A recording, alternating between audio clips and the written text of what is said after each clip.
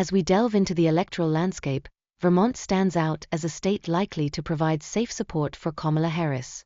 In stark contrast, Donald Trump appears poised to comfortably win in states such as Indiana and Kentucky. This stark division highlights how Virginia has become significantly more competitive since the 2020 elections, showcasing the dynamic nature of American politics.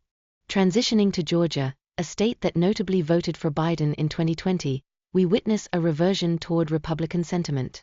Trump's entrenched historical strength in Georgia reflects the complexities of voter allegiance and the influence of past elections on current predictions. Such dynamics underscore the importance of understanding how previous electoral outcomes shape voter behavior. Further north, Ohio's evolution into a solidly Republican landscape is notably significant. Meanwhile, North Carolina emerges as a competitive battleground, albeit with a lean towards Trump.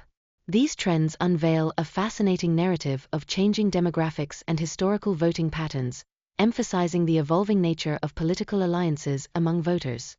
Understanding the distinction between solid and likely states is essential for gauging candidate support. Solid states, characterized by a margin of 15 points or more, indicate unwavering backing. In contrast, likely states, which fall between 7 to 15 points, reveal a more nuanced electoral landscape that warrants attention as candidates strategize. In Florida, the shift towards Republican dominance has become increasingly apparent, with recent elections displaying a robust GOP advantage. This marked change represents a significant political shift, as the state has not shown such solid alignment with any party in nearly 4 decades. The implications of this transition reverberate throughout the electoral map. Pennsylvania's electoral significance cannot be overstated, particularly given its historical voting patterns. Once seen as a battleground, the state has now shifted toward a more conservative stance, positioning it as a critical area of contention for both parties as they prepare for upcoming elections. The battle for Pennsylvania will be indicative of larger national trends. Moreover, the influence of mainstream media bias on public perception cannot be ignored. This reality underscores the necessity for individuals to seek alternative news sources in pursuit of balanced information.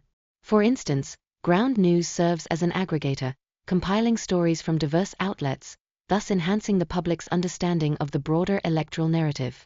States such as New York and Colorado reveal a concerning decline in Democratic margins, suggesting a potential shift in voter sentiment towards other political affiliations. As we pivot to demographic shifts, particularly among Hispanic voters in New Mexico, a discernible trend emerges suggesting a growing GOP presence in previously Democratic strongholds. This evolution in voter alignment is noteworthy, suggesting that the American political landscape will continue to change in the coming decades. The importance of Minnesota in the election landscape cannot be overlooked, especially as it traditionally represents a Democratic stronghold. For Kamala Harris, securing a victory here is not just beneficial, but essential to maintaining campaign momentum as she faces increasing challenges. Looking at Arizona and Georgia, predictions indicate a shift towards Trump, signaling a departure from their previous Democratic victories. This changing voter sentiment in such crucial states is indicative of broader trends that may alter the electoral landscape significantly. Lastly, we cannot ignore Wisconsin and Michigan, states that are also seeing fierce competition. Current trends suggest potential red shifts, making Harris's performance in these areas vital for her campaign's success. In essence, the battle for these critical states will be a key indicator of the overall electoral climate.